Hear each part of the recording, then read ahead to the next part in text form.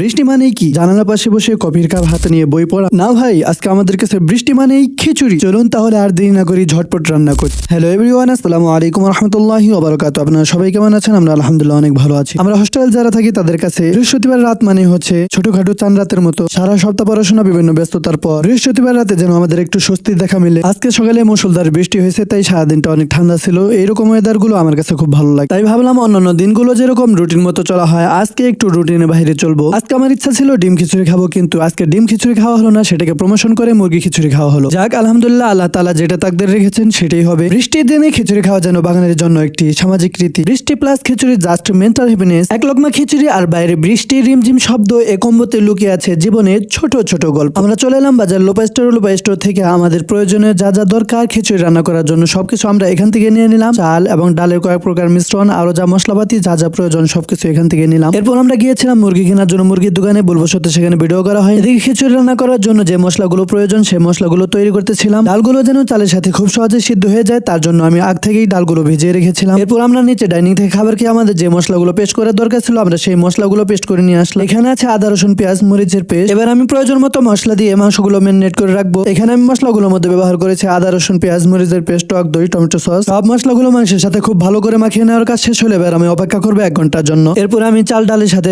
মশলাগুলো খুব ভালোভাবে মাখিয়ে নিই। আমার এই মাখানোগুলো দেখে একজন বলছিল এইভাবে কেউ খিচুড়ি খায় না, কিন্তু ভাই বিশ্বাস করেন খিচুড়িটা এক কথায় অসাধারণ হয়েছিল। এরপর মশলাযুক্ত চাল ডালের মিক্স খুব ভালো করে ভেজে নিই। আলহামদুলিল্লাহ আমাদের রান্নার কাজ শেষ, এবারে খাবারের পালা। আলহামদুলিল্লাহ আমাদের সবকিছু অনেক মজা হয়েছিল। আল্লাহুম্মা লাকাল হামদু ওয়া লাকাশ শুকর। তবে আমরা আজকে যে টক দইটা কিনি সেই টক দইটা মিষ্টি ছিল। আমি সব খাওয়া শেষে টক দইটা আমি খেয়ে ফেলি। তো কেমন ছিল আজকের ব্লগটি অবশ্যই কমেন্ট করে জানাবে। আজকের ব্লগটি এ পর্যন্তই ছিল। ধন্যবাদ সবাইকে এতক্ষণ আমাদের সাথে থাকার জন্য। আমাদের ভিডিওগুলো ভালো লেগে থাকলে অবশ্যই বন্ধুদের মাঝে ছড়িয়ে দিবেন এবং লাইক কমেন্ট শেয়ার করে জানাবেন। সবাই ভালো থাকবেন, সুস্থ থাকবেন। দেখা হবে নেক্সট কোনো ভিডিওতে। আসসালামু আলাইকুম রহমতুল্লাহি ওয়া বারাকাতুহু।